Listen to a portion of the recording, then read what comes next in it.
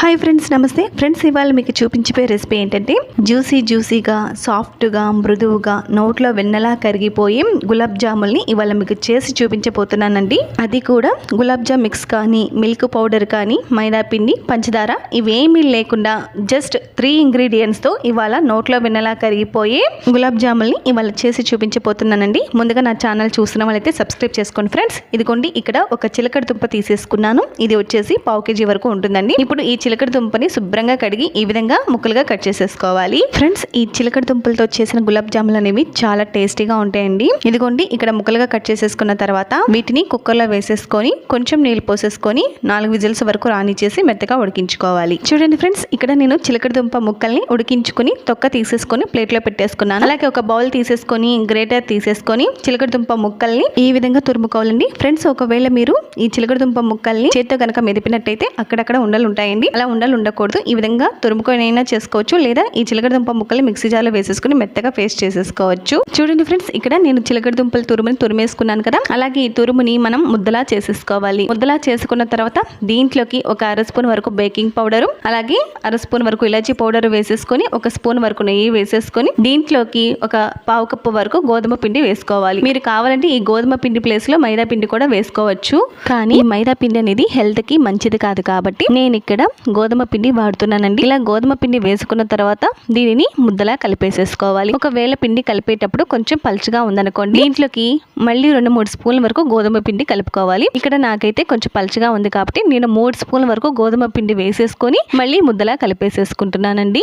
చూడండి ఫ్రెండ్స్, ఇక్కడ నేను ముద్ద అయితే కలిపేసేసుకున్నాను కదా. ఇప్పుడు చేతులు శుభ్రంగా కడుక్కొని చేతికి నెయ్యి రాసేసుకొని కొంచెంగా పిండి ముద్ద తీసేసుకొని ఈ విధంగా 2 చేతుల మధ్యలో ఈ విధంగా ప్రెస్ చేస్తూ రౌండ్ గా చుట్టుకోవాలి. అప్పుడే క్రాక్స్ లేకుండా ఉండలనేవి నున్నగా వస్తాయండి. ఇదిగోండి, చూసారా ఫ్రెండ్స్. మీరు కావాలంటే ఈ గులాబ్ జాముల్ని మీకు నచ్చిన షేప్ లో చేసుకోవచ్చండి. ఆపిల్ షేప్ లో అయినా చేసేసుకోవచ్చు, లేదా రౌండ్ గా అయినా చేసేసుకోవచ్చు. నేనైతే రౌండ్ గా చేసుకుంటున్నానండి ఈ గులాబ్ జాముల్ని. ఈ విధంగానే ఉండలుగా చేసేసుకొని ఒక ప్లేట్ లో పెట్టేసుకున్నాను. ఈ ప్లేట్ ని పక్కన పెట్టేసుకొని స్టవ్ వెలిగించుకొని బాండీ పెట్టేసుకొని డీప్ ఫ్రై సరిపడా ఆయిల్ పోసేసుకోవాలి. ఆయిల్ లో ఈ విధంగా చిన్న పిండి ముద్ద వేసేసామంటే బుడగలు వచ్చేసి పైకి తేలుకుంటూ రావాలండి. అప్పుడే నూనె బాగా వేడైనట్టు. ఇప్పుడు ఈ బాండీలో ఎన్ని పడతాయో అన్ని ఉండలు వేసేసుకొని 1 నిమిషం పాటు కదిలించకుండా ఉండాలి. 1 నిమిషం తర్వాత గరిటతో కలుపుకుంటూ 2 వైపులా తిప్పుకుంటూ గోల్డెన్ కలర్ వచ్చేంత వరకు ఒక 10 నిమిషాల పాటు వేయించుకోవాలి. అలాగే స్టవ్ ని కూడా లో టు మీడియం ఫ్లేమ్ లో పెట్టేసుకొని ఈ గులాబ్ జాముల్ని వేయించుకోవాలండి గోల్డెన్ కలర్ వచ్చేంత వరకు. అప్పుడే గులాబ్ జాములు అనేవి మాడకుండా చక్కగా వేగుతాయండి. చూడండి ఫ్రెండ్స్, ఇక్కడ మీకు 10 నిమిషాల తర్వాత మీకు తీసి చూపిస్తున్నానండి. గులాబ్ జాములు అనేవి మంచి గోల్డెన్ కలర్ వచ్చేసాయి కదా. ఈ విధంగా గరిటతో తీసుకున్నామంటే ఎక్స్ట్రా నూనె అంతా కిందకి విడుతుందండి. అలాగే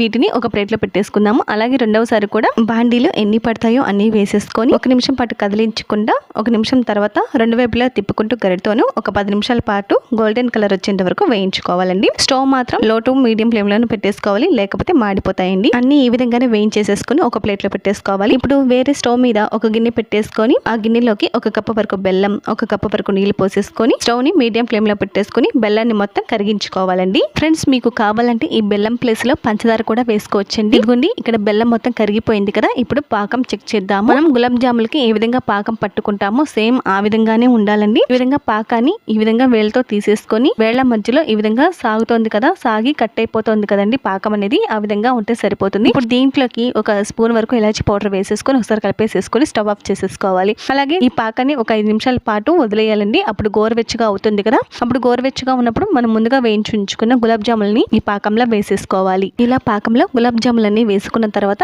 గరిటతో ఈ పాకం కలిసేలాగా గులాబ్ జాములన్నీ ఒకసారి కలిపేసేసుకున్న తర్వాత మూత పెట్టేసుకొని ఒక అరగంట సేపటి పాటు పక్కన పెట్టేసుకోవాలి. ఇదిగోండి, ఇక్కడ అరగంట సేపటి తర్వాత మీకు మూత తీసి చూపిస్తున్నాను చూడండి. ఇదిగోండి, ఇక్కడ పాకం మొత్తం ఈ గులాబ్ జాములు మొత్తం పీల్చేసేసుకున్నాయండి. ఇప్పుడు 1 స్పూన్ తీసేసుకొని ఒక గులాబ్ జాముని మీకు తీసి చూపిస్తున్నాను చూడండి. ఇదిగోండి, ఇప్పుడు ఈ గులాబ్ జాముని చేత్తో తీసేసుకొని ఈ విధంగా బ్రష్ చేస్తున్నాను చూడండి. పాకం మొత్తం పీల్చేసేసుకొని ఈ విధంగా పిండామంటే పాకం వచ్చేస్తుందండి. అంత సాఫ్ట్ గా ఉన్నాయి, ఇంకా జ్యూసీగా కూడా ఉన్నాయండి. ఇదిగోండి, ఇక్కడ గులాబ్ జాములన్నీ నేను ఒక ప్లేట్ లోకి సర్వింగ్ చేసేస్తున్నాను. ఇదిగోండి, అన్ని పెట్టేసుకున్నాను. మిగిలిన పాకాన్ని కూడా ఈ గులాబ్ జాముల పైన పోసేస్తున్నానండి. ఫ్రెండ్స్, చిలకడ దుంపలు అనేవి ఇప్పుడు ఎప్పుడు పడితే అప్పుడు దొరుకుతున్నాయి కాబట్టి ఒకవేళ తెచ్చుకున్నప్పుడు మీకు వెంటనే స్వీట్ తినాలనిపిస్తే ఈ విధంగా 10 నిమిషాల్లో గులాబ్ జామున్ తయారు చేసేసుకొని తినేయండి. చాలా రుచిగా ఉంటాయండి. అంతేకాకుండా పిల్లలు ఏదైనా స్వీట్ చేయమన్నప్పుడు ఈ విధంగా చిలకడ దుంప, గోధుమ పిండి, బెల్లంతో ఇలా హెల్తీగా గులాబ్ జాములు చేసి పెట్టండి. చాలా ఇష్టం ఇష్టంగా తింటారండి. ఫ్రెండ్స్ చూసేసారు కదా, గులాబ్ జామ్ మిక్స్ కానీ మైదా పిండి కానీ మిల్క్ పౌడర్ అలాగే పంచదార కూడా లేకుండా ఓన్లీ చిలకడదుంప గోధుమ పిండి బెల్లంతో ఈ విధంగా జస్ట్ 10 నిమిషాల్లో నోట్లో వెన్నలా కరిగిపోయే జ్యూసీగా ఉండే గులాబ్ జాముల్ని మనం ఈజీగా తయారు చేసేసుకోవచ్చు. ఇదిగోండి ఇక్కడ మీకు చూడండి, ఒక గులాబ్ జామున్ కట్ చేసి చూపిస్తున్నాను చూసారా,